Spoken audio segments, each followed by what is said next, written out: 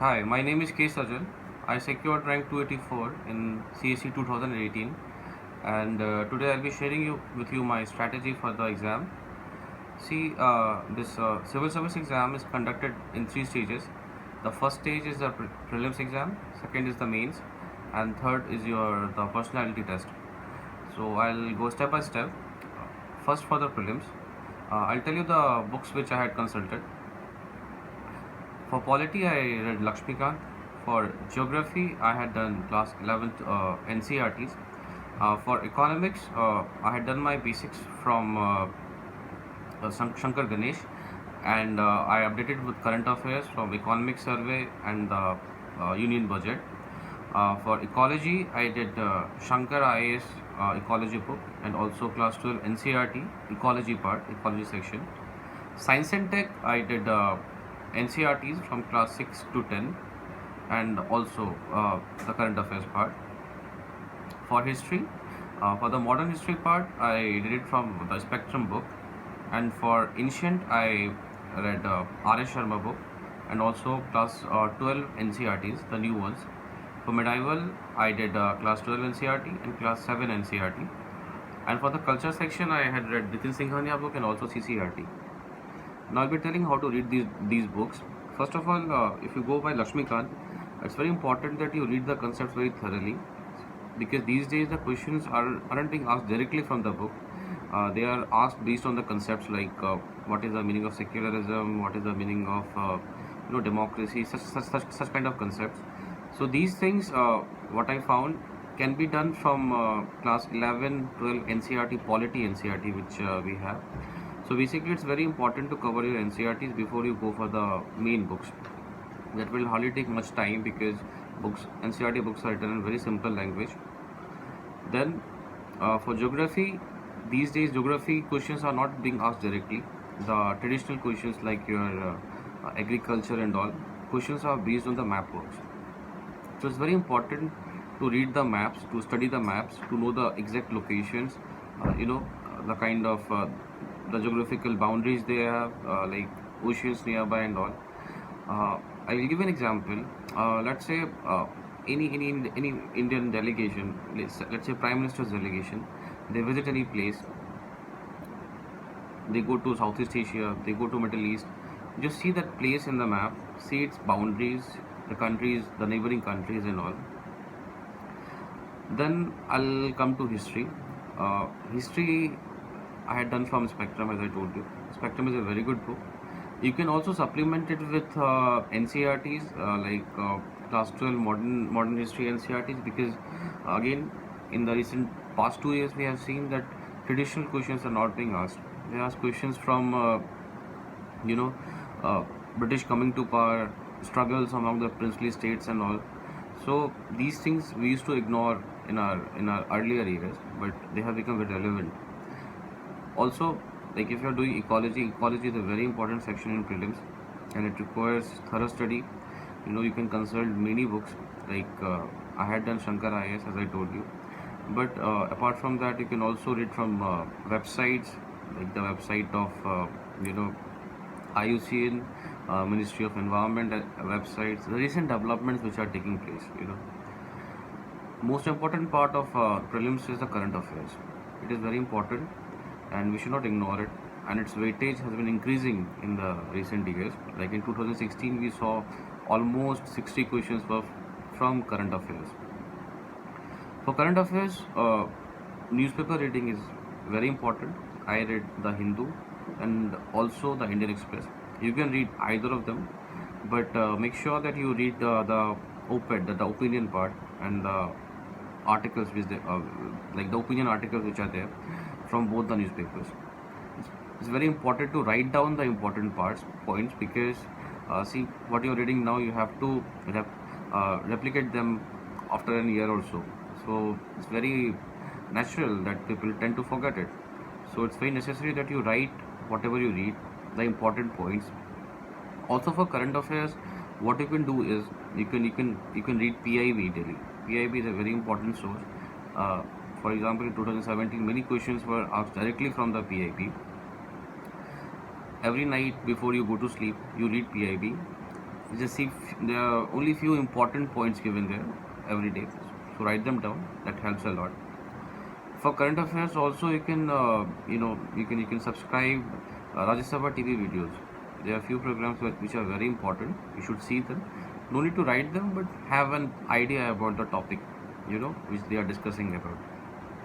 Also, what I did for pre is I had given many mock tests. Like this year for 2018, I had given around 50 to 60 mock test.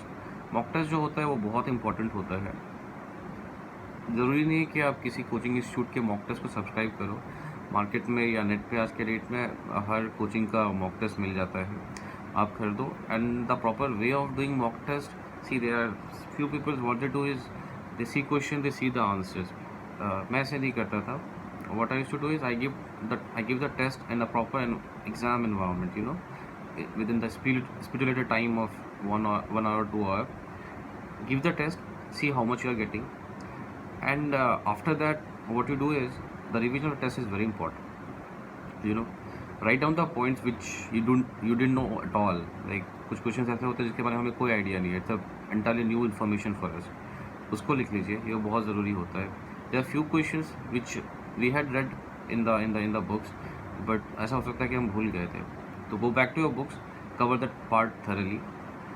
There are few questions which we know, and उन parts में हमारा confidence होता है and we do it correctly. So उसको दोबारा देखने का ऐसा कुछ ज़रूरत नहीं होता है. So there should be a proper way of giving the test. It's not that you buy the test paper, you see the question, then you see the answer. That way I don't think it will be very much helpful. तो test को बहुत properly दीजिए. और prelims में ये बहुत ज़रूरी है कि रिवाइज़ करना. सो मेक श्योर कि आप एग्ज़ाम से एक महीना पहले तक आपके जितने भी सिलेबस है, इंक्लूडिंग योर स्टैटिक बुक्स जो भी मैंने बताया अभी, और आपके करंट अफेयर्स, वो आप प्रीलिम्स के एक महीना पहले तक कवर कर लो. बिकॉज अगर आप उनको रिवाइज़ नहीं कर पाओगे तो फिर that won't be much of help. And see books जो मैंने बताया, those are the books which I had consulted. It's not necessary कि you have to go by the same book. There are different sources for the same topic. Choose books according to your convenience, जो आपको पढ़ने में आसान लगता है, जिसको आप टाइम पे रिवाइज कर सकते हो. आप चाहो तो एक किताब, जैसे पॉलिटी के लिए आप 2-3 बुक्स भी पढ़ सकते हो, maybe Laxmikanth, maybe D Basu. It depends upon you. But the main bottom line is कि आप उसको एग्ज़ाम के पहले कितना रिवाइज कर सकते हो कि नहीं. If you can revise 4 or 5 books before the prelims, it's perfectly fine, you can read दम.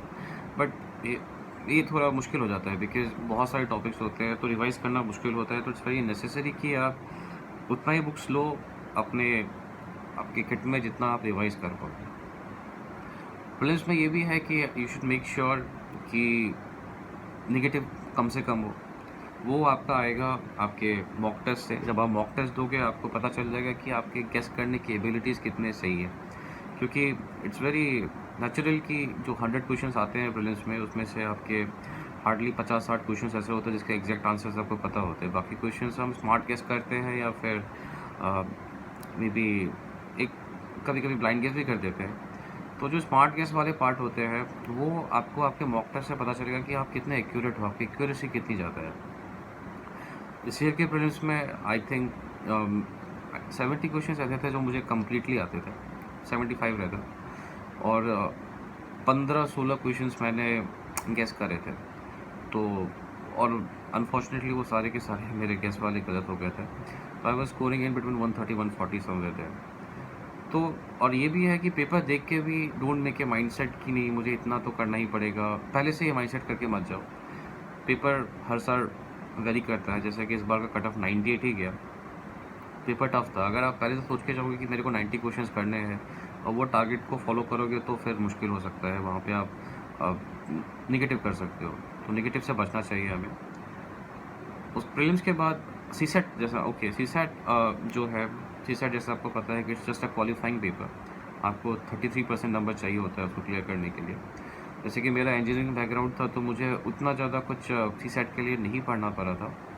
और वैसे भी अगर आपका ह्यूमैनिटीज़ बैकग्राउंड भी है तो उतना खास स्टडी नहीं है. आप जस्ट एग्ज़ाम से पहले आप मेक श्योर कि आप 6-7 उसके मॉक टेस्ट दे दो सीसेट के, वो काफ़ी होता है मेरे ख्याल से.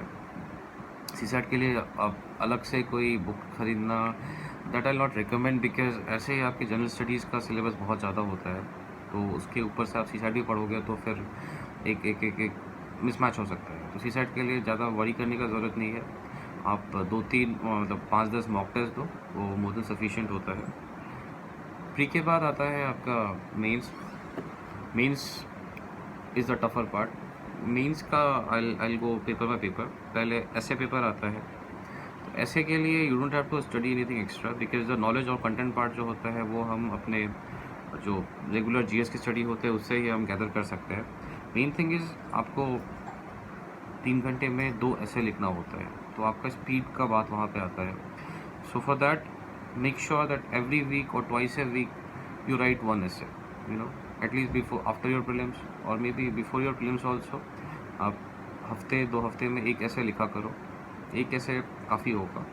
और ऐसे लिखने के लिए कोट्स हमें बहुत जानने पड़ते हैं और बहुत केस स्टडीज़ का आइडिया होना चाहिए। जैसे कोई भी टॉपिक, एजुकेशन का टॉपिक आ गया, तो अगर आपको केस स्टडीज़ पता है कि ऐसा कुछ किसी स्टेट में हुआ था, किसी डिस्ट्रिक्ट में हुआ था, and if you mention that will give you an extra advantage.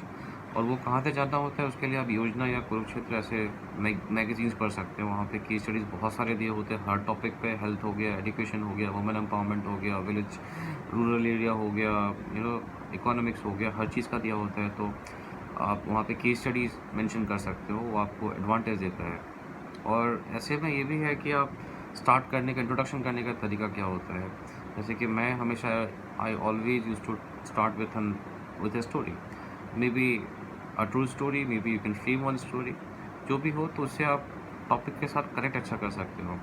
तो ऐसे का बॉटम लाइन ये है कि आप राइट एन ऐसे। It's very important to write essay. Don't go into the exam without writing any essay beforehand. Make sure you write at least 5 to 10 essays before you write the main exam. ऐसे में ज़्यादा कुछ नहीं चाहिए होता है उसके अलावा। उसके बाद आपका मेंस आता है, मीन्स जीएस जनरल स्टडीज़ जो आता है।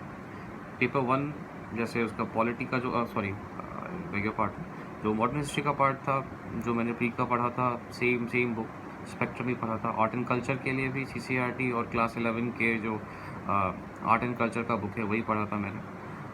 वर्ल्ड हिस्ट्री एक नया टॉपिक आता है। वर्ल्ड हिस्ट्री क्योंकि somewhere related to my optional, तो मैंने उसके लिए कुछ अलग से तो नहीं पढ़ा था, but you can read class 11 NCERT. It's a very good book and questions वहीं से आते हैं। आजकल मॉडर्न वर्ल्ड हिस्ट्री से क्वेश्चंस आ भी नहीं थे। India after independence, you can read Bipin Chandra, it's a very good book. And apart from that you can see there videos available like Pradhanmantri and all, वो भी आप देख सकते हैं। काफ़ी होता है, ज़्यादा कुछ नहीं चाहिए होता है उसमें भी। जो सोशियोलॉजी के लिए, सोशियोलॉजी के क्वेश्चन जो आजकल आते हैं, सोसाइटी के जो क्वेश्चंस आते हैं, those are basically current affairs. तो वो आप डेली न्यूज़पेपर रीडिंग जो करते हो उसमें जो आर्टिकल्स आते हैं, अगर if you are seeing any article regarding globalisation, urbanisation, women issues, tribal issues, उसको अच्छे से पॉइंट वाइज कर लो, क्योंकि क्वेश्चंस बेसिकली उसको ही रेप्लिकेट करना होगा आपको, जैसा भी क्वेश्चन आए। कोई बुक्स का अगर बोले तो क्लास 11 का जो सोसाइटी की बुक है, it's a very good book. You can read once, it's given in a very simple language, आराम से पढ़ सकते हैं। और सोसाइटी के क्वेश्चंस करंट अफेयर्स ही आते हैं। ज्योग्राफी के लिए भी जो प्रीलिम्स के लिए पढ़ा था वही ज्योग्राफी में सेम काम आता है। आपकी क्लास 11 के एनसीईआरटीज़ मोर देन सफिशिएंट होते हैं। उसके अलावा आजकल कुछ डिज़ास्टर रिलेटेड इश्यूज़ भी पूछ लेते हैं, तो वो भी आपके न्यूज़पेपर स्टडीज से ही हो जाएगा, उसके लिए आपको कुछ अलग नहीं होगा। But make sure I will tell you about the answer writing in the latter part. उसके बाद पेपर 2 में आता है। पेपर 2 आपका पॉलिटी पार्ट है, अगेन प्रीलिम्स के नॉलेज से ही हो जाता है वो, जो हमने पढ़ा था आपके Laxmikanth and all. Governance part के लिए आप सेकेंड ARC कंसल्ट कर सकते हैं। उसके अलावा योजना कुरुक्षेत्र में भी आर्टिकल्स अच्छे अच्छे आते हैं अबाउट द गवर्नेंस पार्ट, तो वो देख सकते हैं आप। इंटरनेशनल रिलेशंस का as it was my optional, तो मुझे ज़्यादा कुछ अलग से पढ़ना नहीं पड़ा था, बट इंटरनेशनल रिलेशन भी आप करंट अफेयर्स बेस्ड ही आते हैं। तो पेपर 2 बेसिकली आजकल तो स्टैटिक इश्यूज बहुत कम पूछते हैं। गवर्नमेंट स्कीम्स वगैरह जो है उन पे ही क्वेश्चन आता है, तो वहाँ भी आपको आपका जो करंट नॉलेज है that should be very updated. Paper 3 पे अगर आप इकोनॉमिक्स का पार्ट देखोगे, तो इकोनॉमिक्स में जो आपका बजट इकोनॉमिक सर्वे जो आता है हर साल, वो पढ़ना बहुत ज़रूरी होता है. Economic survey is a very good source for your economy part of paper 3 and also the budget. Read them thoroughly word by word. Don't go by any summary and all. Make sure that you read the economic survey, the original version yourself. अच्छे से उसका notes बना ले. Not every part is important, but yeah, पढ़ना सारे को होगा. वो आपको प्रीलिम्स में भी हेल्प करेंगे, मेंस में भी हेल्प करेंगे. एग्रीकल्चर का पार्ट जो आता है उसमें, वो आप अगेन कुरुक्षेत्र पढ़ के, क्योंकि आजकल क्वेश्चन डायरेक्टली कुरुक्षेत्र से लिफ्ट कर लेते हैं बोथ प्रीलिम्स एंड मेंस के लिए. और उसके बाद आता है आपका सिक्योरिटी इश्यूज़ के लिए करंट इश्यूज़ पे ध्यान दीजिए. और जो बेसिक स्टफ्स हैं, नक्सलिज्म, आपके इंडियन आर्म्ड फोर्सेस वगैरह के बारे में पिकअप एनी स्टैंडर्ड बुक. मैंने कुछ अलग से उसके लिए पढ़ा नहीं था. उसके बाद आपका साइंस एंड टेक आता है. साइंस एंड टेक में भी आपका current issues are very important. कहीं से भी कोई साइंस अपडेट आपको मिल रहा है न्यूज़पेपर रीडिंग के लिए, कुछ अलग से नहीं, कोई ऐसा साइंस जर्नल या साइंस मैगजीन खरीदने की ज़रूरत नहीं है. आपको कहीं से भी साइंस का अपडेट आपके डेली न्यूज़पेपर से मिल रहा है, उसको पढ़ ले तो वो काफ़ी होता है. डिज़ास्टर मैनेजमेंट के लिए भी second ARC is a very good source. वहाँ पे एक डिज़ास्टर रिलेटेड टॉपिक है. और डिज़ास्टर मैनेजमेंट में योजना में एक, I am forgetting the exact month, योजना का एक डिज़ास्टर स्पेसिफिक पूरा डिज़ास्टर मैनेजमेंट स्पेसिफिक पूरा योजना आया था, तो वो ज़रूर पढ़ ले. वो मैंने पढ़ा था, वो बहुत अच्छा होता है. उसके बाद पेपर 4 एथिक्स जो आता है, वो मैंने सुब्बा राव से पढ़ा था. उसके पार्ट बाय पार्ट अगर जाओगे तो अगर आपका थिंकर्स का पार्ट होता है तो वो मेरे ऑप्शन से कवर हो गया था, वो मैंने अलग से नहीं देखा था. बट हाँ, मेक श्योर सुब्बा राव में क्या है, वहाँ पे हर टॉपिक के एंड में there is a case study given for every topic you study. Do that case study. And ethics is more about writing answers. I come to how to write answers now. Answer लिखना mains में बहुत ज़रूरी है. It requires sufficient amount of answer writing practice. You can join any mock test for that. Answer writing mock test का जो आपको वहाँ से करना क्या है, you have to improve your speed. Because जब मैंने अपना पहला मॉक एग्ज़ाम दिया था, मॉक टेस्ट दिया था मेंस का, तो मैं 3 घंटे में हार्डली मैंने 15 क्वेश्चंस भी नहीं कर पाया था मैं. तो मेक श्योर कि आप by the time you appear for mains, उससे पहले आप 3 घंटे में आपके 20 क्वेश्चंस कंप्लीट हो रहे हैं. बिकॉज दीज डेज 20 क्वेश्चंस करना बहुत ज़रूरी हो गया है. अगर आप एक दो क्वेश्चन भी मिस कर रहे हो पर पेपर, तो you are out of the competition. So it's very important कि आपकी स्पीड हो, अच्छी हो. You don't need to write in a very good handwriting. If you have then it's well and good. But नहीं भी है तो handwriting should be legible enough. Do something new, like you can draw maps in your geography paper, in your security issues. Like this time there was a question about CPAC, so I drew a map showing how CPAC, which route through which it follows, and different questions. There's Naxalism ka question aaya tha. There also I drew a map, and I shown the areas where Naxalism is prevalent these days. So map is very important. You learn to draw maps, India का, world का, free hand. बहुत जल्दी map उसका practice करो, आप जितना जल्दी draw कर सकते हो. उसके बाद you can use flow charts, you can use you can even make graphs. These innovations you can make in your paper. They give some, I'm not sure उससे कुछ एक्स्ट्रा मिलता है कि नहीं, but of course it looks good और करना चाहिए. Answer writing का जो फॉर्मेट होता है, it's very, I follow the normal conventional practice जो होता है, introduction, then body and then the conclusion. Body में भी गो बाय द कीवर्ड्स. आपके कीवर्ड्स क्या है, क्रिटिकली एनालाइज है, एक्सप्लेन है, डिस्कस है. Every keywords has different meaning, so understand those meanings. Like critically analyze it, there you have to write both the pros and the cons of the topic of the question. So keywords को समझना बहुत ज़रूरी होता है. Question समझने में time लगा है. Like when you see the question, take at least 30 seconds to understand the question, what they are asking. Don't do कि क्वेश्चन मिलते ही आपको टॉपिक जो मेन कीवर्ड दिख गया, आपको समझ में आ रहा तो लिखना शुरू कर दिया. It's not the proper way. Understand the question. Every question has a different demand, so it's very important to understand the demand of the question, and accordingly answer the question. Don't be in a hurry. 7-8 minute काफ़ी होते हैं if you have done enough writing practice to write an answer. So take 30 seconds to understand the question. It's very important. उसके बाद mains के बाद आता है आपका इंटरव्यू पार्ट, जो it's not interview actually, it's personality test. So वहाँ पे मेक श्योर आप अपना डैफ बहुत अच्छे से भर रहे हो. डैफ में ऐसी बातें ना लिखे, लाइक वहाँ पे इंटरेस्ट एंड हॉबीज़ का सेक्शन होता है. Don't write things which you don't do. write things which you actually do, you know. और अगर कुछ नहीं है तो you can leave it blank. It's not a sin if you don't mention any interest or hobbies, because many times आपका पूरा interview हो सकता है कि आपके इंटरेस्ट और हॉबीज़ के ऊपर ही बेस्ड हो. So it's very important to write things which you actually do, you know.